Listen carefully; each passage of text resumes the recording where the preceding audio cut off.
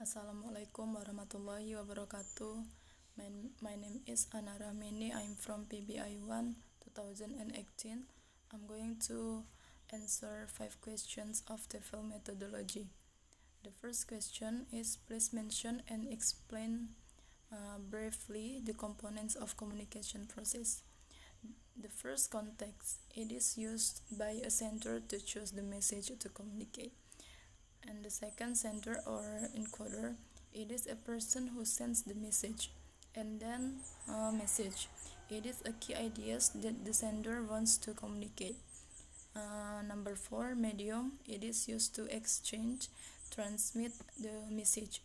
Number 5, recipient or decoder, it is a person for whom the message is intended or aim or target.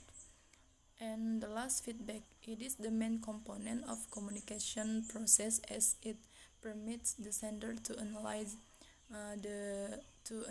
the efficacy of the message. And number 2, why do humans need a language? Language is an important requirement for humans. We can imagine how our life would be without language. In general, language is used by humans, to communicate with others, convey message, and interact. Without language, our life will not develop and activities will be hampered, because sign language alone will not be enough without human language. And number 3, please give your opinion about the period of English teaching in Indonesia, and which one do you think the best English teaching period? According to me, the Dutch period is very effective for students to study because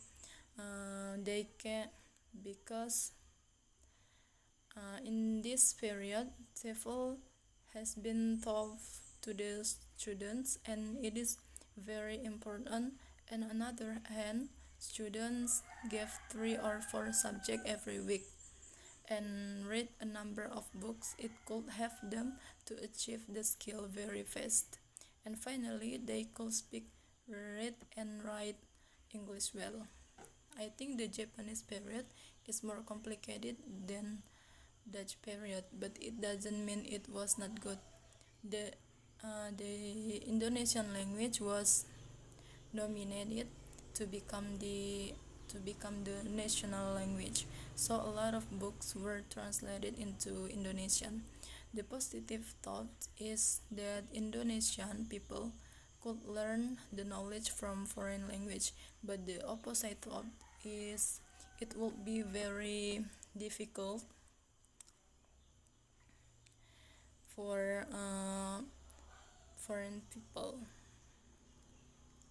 And then I think the independent period is better than the Dutch or Japanese period, because in the independent period, the educational situation began to improve slowly.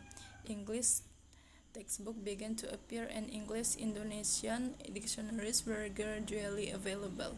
The teachers also were getting better as they were graduated from the so-called BI course.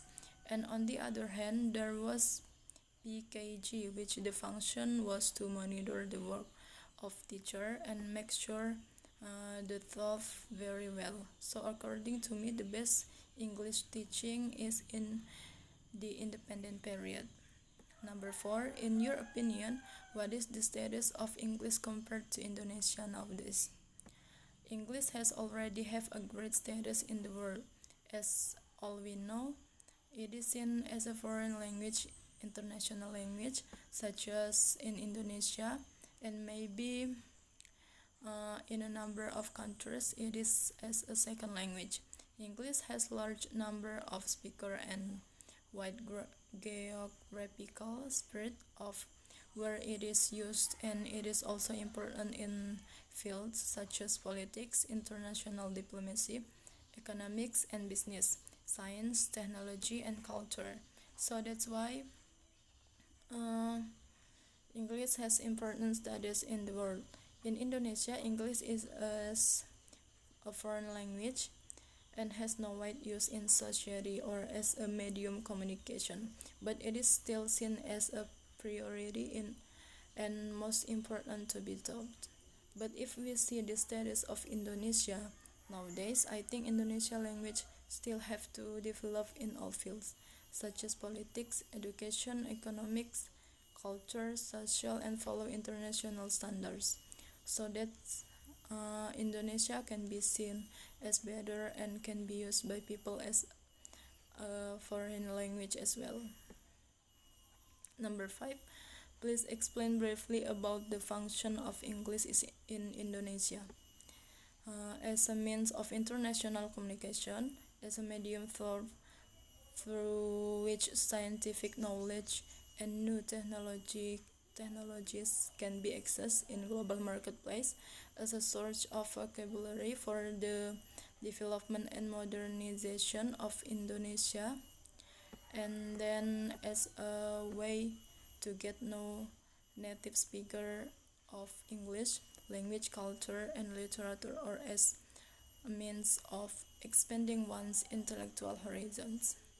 I think that's all for my answers of the questions. Thank you so much. Wassalamualaikum warahmatullahi wabarakatuh.